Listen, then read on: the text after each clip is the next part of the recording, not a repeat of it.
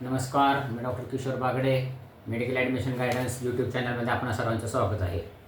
मागच्या व्हिडिओमध्ये आपण पाहिलं ॲडमिट कार्डबद्दल माहिती घेतली, नीट एक्झामच्या ड्रेस कोडबद्दल आपल्याला माहिती घेतली पार्ट 1मध्ये. पार्ट 2मध्ये नीट एक्झाम निश्चित कशी कंडक्ट होणार आहे याबद्दल आपण माहिती घेऊ. तर तुम्हाला एक्झाम सेंटरमध्ये जास्तीत जास्त 1:30 वाजेपर्यंत एंट्री दिली जाणार आहे. त्यानंतर कुठल्याही कॅन्डिडेटला आतमध्ये एंट्री दिली जाणार नाही. म्हणून आमचं तर म्हणणं आहे की तुम्ही जास्तीत जास्त 1 वाजेपर्यंत सेंटरवर पोहोचा, खूप उशीर करू नका. कारण तिथं गेल्यानंतर तुम्हाला लगेच एंट्री मिळणार नाही. तुम्हाला तिथं अगोदर तुमची शारीरिक तपासणी होणार, तुमचे ड्रेस तपासले जाणार आहेत. ड्रेसबद्दल काही त्यांना शंका असतील तर त्या दूर केल्या जाणार आहेत आणि मग तुम्हाला एंट्री दिली जाणार आहे. आतमध्ये गेल्यानंतर साधारणपणे 1 ते 1:15च्या दरम्यान तुम्हाला तुमचे बेंचेस अलॉट होतील. म्हणजे तुमचा जो रोल नंबर आहे त्या रोल नंबरच्या बेंचवर तुम्हाला बसण्याची परवानगी दिली जाईल. त्यानंतर 1:30 ते 1:45च्या दरम्यान तुमचे जे काही सुपरवायझर आहेत ते सुपरवायझर नीट एक्झाम कंडक्ट कशी होणार आहे याबद्दल सगळे इन्स्ट्रक्शन्स देतील.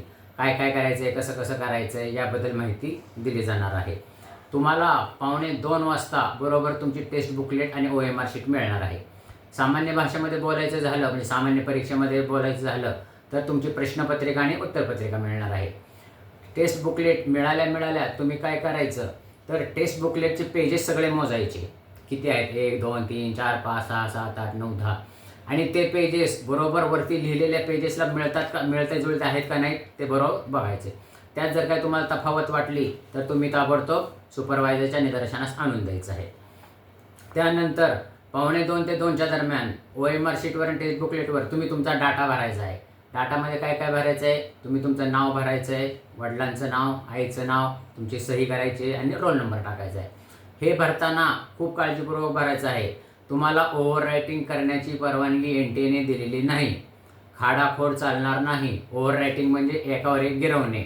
आता साधारण माझ्या भाषेमध्ये मी जर माझं नाव किशोर लिहिलं तर किशोरवर परत किशोर असं लिहायचं नाही. NTA ने स्पष्टपणे सांगितलेलं आहे की नॉट ओव्हर रायटिंग अलाउडेड. बरोबर आहे. शांत चित्तानं तुम्ही सगळं नाव आणि रोल नंबर लिहायचा आणि सही करायची आहे. त्यानंतर 2 वाजता तुमची पहिली बेल पडणार आहे एक्झामिन सुरू होण्याची. मग 2 वाजता तुम्ही प्रश्नपत्रिका सोडवू शकता आणि तो कशी सोडवायची आहे ते तुमचे टीचरने तुम्हाला सांगितले असेल. त्याबद्दल तुम्ही कुठली मेथड वापरायची. बरेच विद्यार्थी बरेच मेथड वापरतात.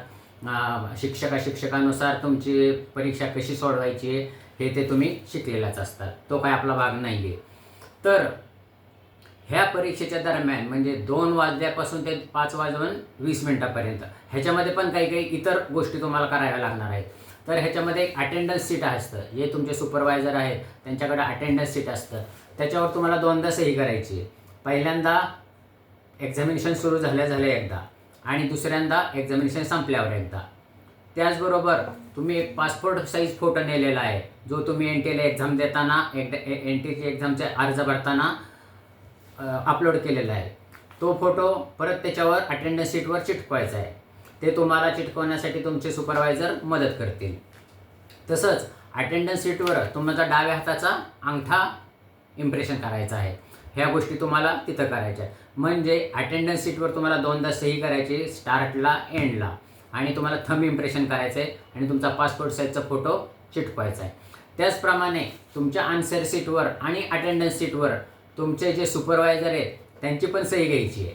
तुम्ही कोण जर समजा चुकून विसरले तर तुम्ही त्यांच्या निदर्शनास आणून द्या. आन्सर शीट म्हणजे OMR शीटवर त्यांची सही पाहिजे आणि अटेंडन्स शीटवर सही पाहिजे.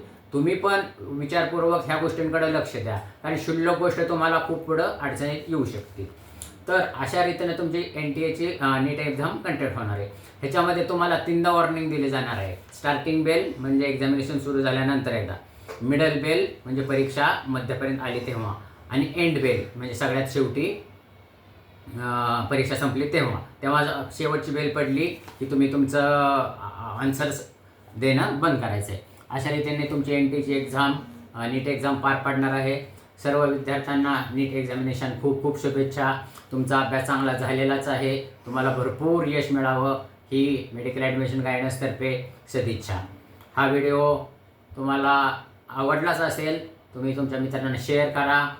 चॅनल अजून सबस्क्राईब नसेल तर सबस्क्राईब करा आणि बेल आयकॉनवर क्लिक करा, कारण मेडिकल ॲडमिशन संदर्भात संपूर्ण माहिती ह्या व्हिडिओद्वारे आणि ह्या चॅनलद्वारे आपल्याला दिली जाणार आहे. धन्यवाद. जय हिंद, जय महाराष्ट्र.